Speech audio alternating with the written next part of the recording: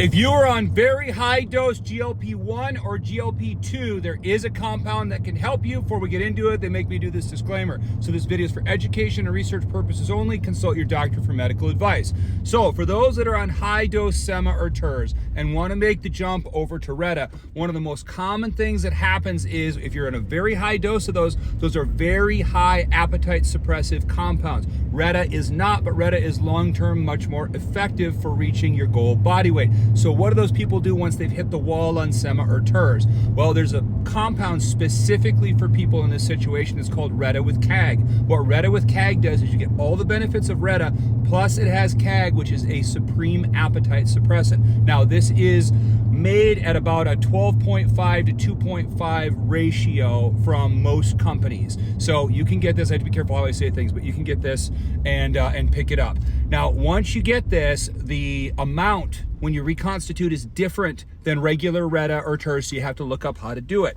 So once you get this, reconstitute it, and you start to use it, you'll see that you have no appetite whatsoever. You actually still have to be careful here or you'll run into the same thing that you did with Retta CAG that you did with TERS, which is that you're on a super high amount and you're going to be using so much that you have no appetite. No appetite means no protein. No protein means no muscle. So remember, with Retta, you're supposed to be walking, you're supposed to be eating your protein, you're supposed to be lifting your weights, you're supposed to be sleeping 8, you're supposed to be drinking your water with electrolytes, you're supposed to be doing all the healthy things, and then Retta can really help you get low down to your goal body weight.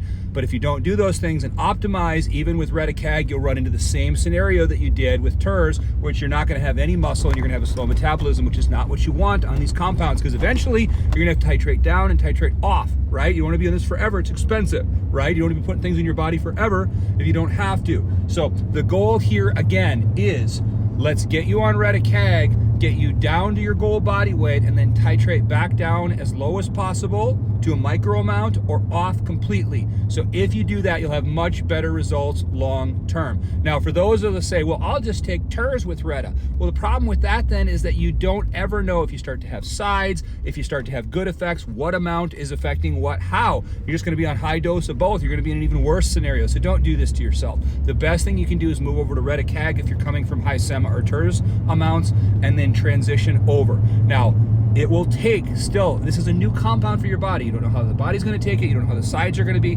Take it low and slow. It's fine if you put on 3 to 5 pounds as you're trying to figure out what's happening with a completely new compound. You didn't get overweight in 1 week, and you won't get underweight in 1 week either. So take your time with it, learn it, but it's a much better compound long term.